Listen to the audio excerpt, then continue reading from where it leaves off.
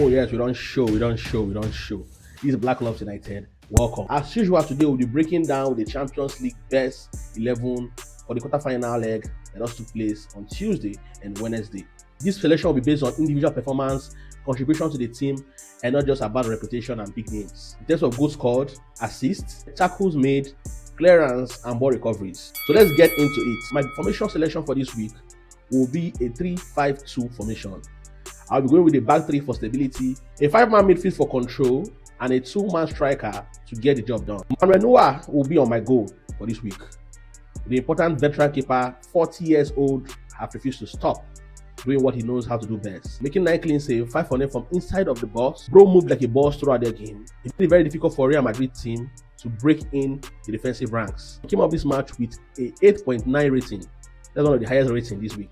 My back three, I'll be going with Robin Nomad, Marquinhos, and Josip Stanišić. These 3 players contributed immensely to their team, providing coverage when it comes to defense, and also helping in terms of area duels going forward. Robin Nomad of Atletico Madrid, 1 area duel won, 3 clearances, 1 shot blocked, and a 7.0 rating as a defender.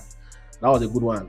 He did right by his fans and the entire back line of Atletico Madrid. He was solid. For Marquinhos has always been one of the best defenders ever since he signed for PSG. He has not looked back and he has always kept the fire going.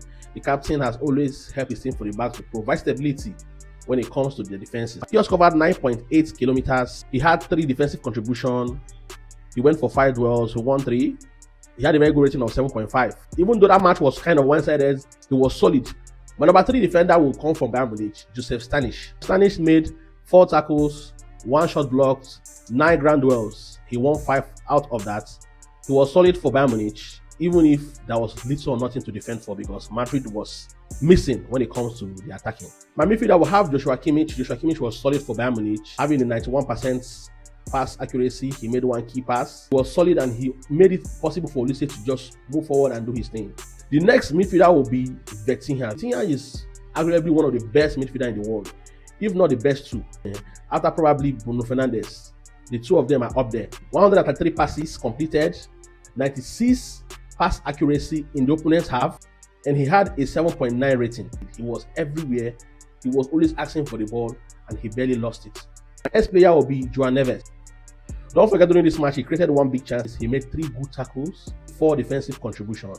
The intensity he brings to the game, I'm not surprised he's getting a 7.7 match rating for the match between PSG and Liverpool. My right wing back will be Michael Olise. He gave 1 good assist that led to a goal, 2 shots on target. He had 9 successful dribbles in that game. He also created 2 key passes and he drew 5 fouls to himself.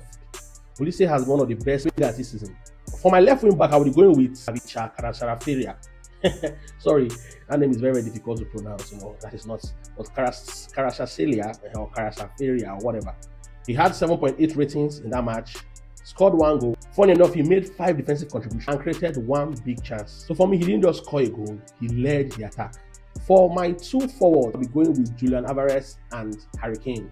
Julián Álvarez made 1 goal contribution. He had 2 shots on targets. His player rating was 7.3. 5 successful dribbles, made 9 sprints towards opposition, 1 key pass and 1 key defensive contribution.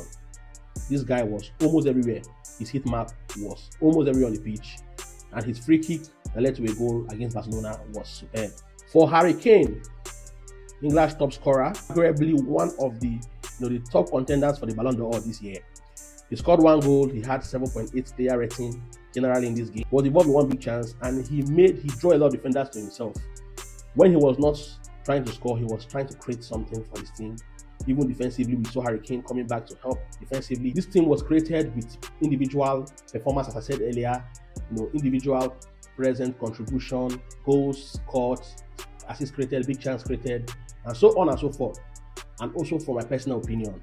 So it must not match with yours. So we got goalkeeper making 9 saves in 1 game, and the midfielder completing 133 passes with a 96 pass accuracy in a match.